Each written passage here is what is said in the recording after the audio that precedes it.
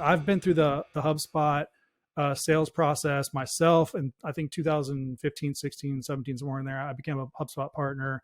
At the time, we were doing some more of that work in my agency that I have separate from this, and I can attest to the case study of like walking through that, being sold by them at that time, and still was relatively, I don't know, not new, but relatively young of a company selling, and they were doing all the right things. So, it's like made me want to buy it because they were pushing just hard enough, but not too hard.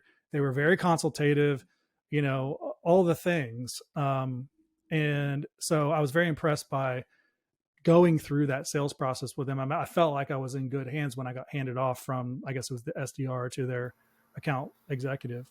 Yeah, they do a phenomenal job, I think, listening.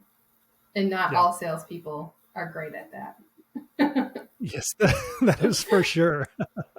Yeah, for businesses listening right now, that's one thing you could take and say, or ask your salespeople, how much of the time do you listen in these appointments? Like, are you actually just listening a lot of the time and trying to gain understanding or insights that you can, then use as leverage to, not in a negative way, but in a positive way to add more value?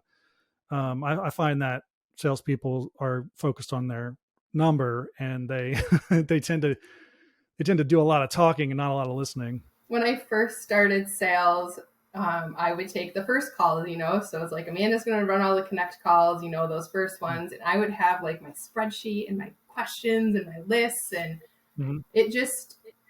it seemed very robotic. It didn't work for me.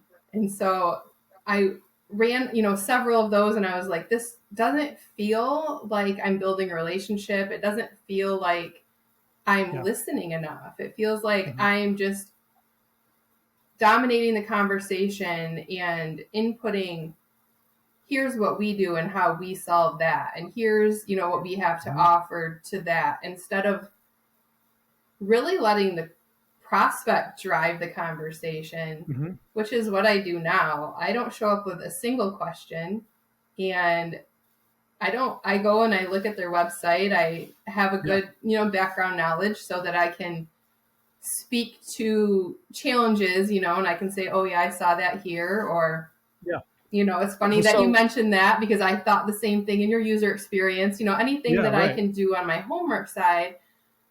But I use the silence.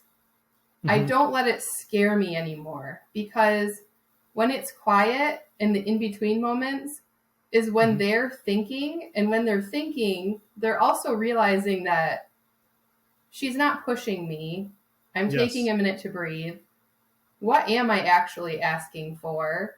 And if no one else is doing that in the process of when they're vetting who they want to work with, I think that makes us stand out, because they feel heard when they get off the call.